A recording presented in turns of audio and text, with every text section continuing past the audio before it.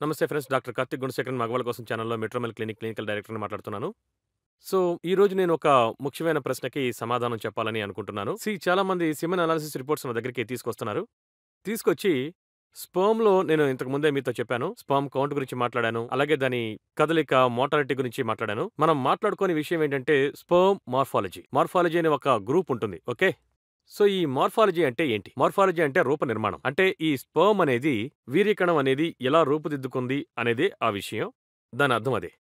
మీరు స్పెర్మ్ మార్ఫాలజీలో చూసారంటే చాలా ఉంటాయి. సడెన్‌గా చూసారంటే నార్మల్ స్పెర్మ్ అని ఉంటుంది. ఇక్కడొక 2 అనే యాంకర్ వేస్తారు.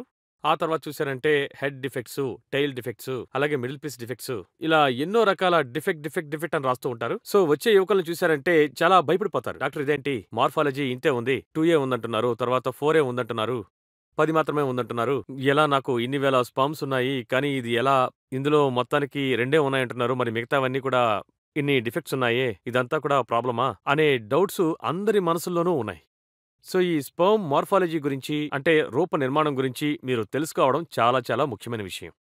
ముందుగా మీరు తెలుసుకోవాల్సింది ఏంటంటే sperm by nature is the pleomorphic cell. Okay. అంటే ఏంటి అర్థం? అదేంటంటే ప్లియోమార్ఫిక్ అనంటే డిఫరెంట్ షేపుల్లోనూ, డిఫరెంట్ సైజుల్లోనూ ఉండడాన్నే మనం ప్లియోమార్ఫిజం అని అంటాం. సో, అదేంటంటే దాని గుణం ఏంటంటే అది అలాగే ఉంటుంది. సో, ఒకే షేప్‌లో, ఒకే సైజులో స్పెర్మ్ ఎప్పుడూ కూడా రాదు.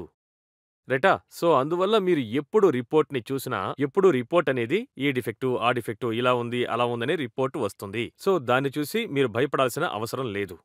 సో, నార్మల్ స్పెర్మ్ ఎంత ఉండాలనే విషయానికొస్తే, నార్మల్ మార్ఫాలజీలో మీరు 4 స్పెర్మ్స్‌ని కనిపెడితే చాలు. ఇదేంటి డాక్టర్ కొన్ని మిలియన్ల స్పెర్మ్స్ ఉన్నాయి. మీరు 4 స్పెర్మ్స్ అనే అంటున్నారని చెప్పి మీరు అడగకూడదు. ఎందుకలా చెప్తున్నారంటే, ఏ విధంగా నార్మల్‌గా ఈ 4 అనే నంబర్‌ని డెరైవ్ చేస్తున్నారని మీకు చెప్తాను.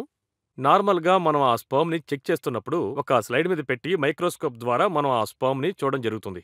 ఈ హై పవర్ మైక్రోస్కోప్‌లో చూస్తున్నప్పుడు మనం లెక్కించేది ఏంటంటే 100 స్పెర్మ్స్‌ని మాత్రమే లెక్కిస్తాం. సో, నార్మల్ లుకింగ్ స్పెర్మ్ అనేదనే విషయానికొస్తే నార్మల్‌గా మనం ఆ స్లైడ్‌లో 100 స్పెర్మ్స్‌ని చూసినప్పుడు మనం నార్మల్ అని దేన్ని కన్సిడర్ చేస్తామో ఆ విధంగా ఓ 4 ఉంటేనే మనకి సరిపోతాయి.